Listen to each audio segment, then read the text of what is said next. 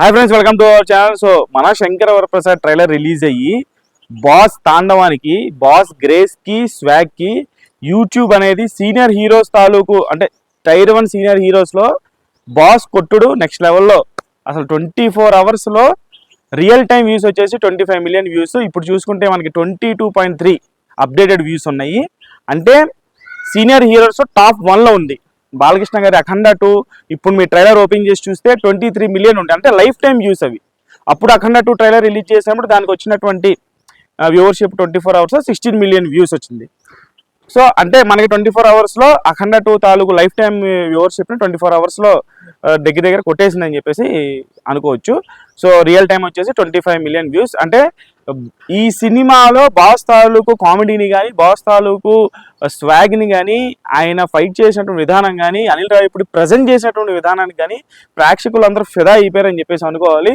ఒక సంక్రాంతి మూమెంట్లో చిరంజీవి గారి చాలా సినిమాలు వచ్చుంటాయి గతంలో చరిత్రలో, కానీ ఆయన రీఎంట్రీ ఇచ్చిన తర్వాత ఖచ్చితంగా 350 నుంచి 400 కోట్ల గ్రాస్ పక్కా కలెక్ట్ చేస్తుంది ఈ సినిమా. దాంట్లో అసలు సందేహం లేదు. బికాజ్ అక్కడ ఉంది అనిల్ రావిపూడి. ఆయన ప్రజెంట్ హిట్ స్ట్రీక్ని మెయింటైన్ చేస్తున్నారు.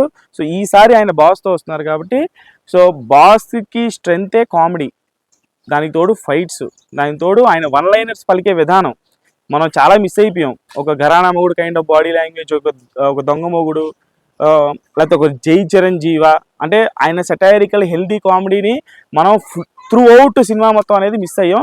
సో దీంట్లో త్రూ అవుట్ ఉంటూనే దానికి తోడు ఆయన మనం ట్రైలర్లో చూసినట్టుగానే ఆయన స్వాగ్ కైండ్ ఆఫ్ ఫైట్స్ కావచ్చు, అవన్నీ ఇంకా హీరోయిజం కావచ్చు, ఆయన తాలూకు బాస్ మార్క్ కామెడీ ఉంటుంది, బాస్ మార్క్ ఫైట్స్ ఉంటాయి, బాస్ మార్క్ స్వాగ్ ఉంటుంది. ఈచ్ అండ్ ఎవ్రీథింగ్ కూడా బాస్ మార్క్ అనేది రీఎంట్రీ తర్వాత ఖచ్చితంగా ఇది కేవలం ఈ సినిమానే ఉండబోతుంది.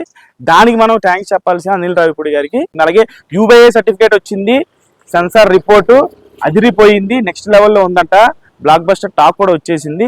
సో ఒక్క చిన్న కట్ట కూడా లేకుండా 2 గంటల 42 సెకండ్ల రియల్ బాస్ తాండవం అనేది బాక్స్ ఆఫీస్లో మనం ఈసారి సంక్రాంతికి చూడబోతున్నాము.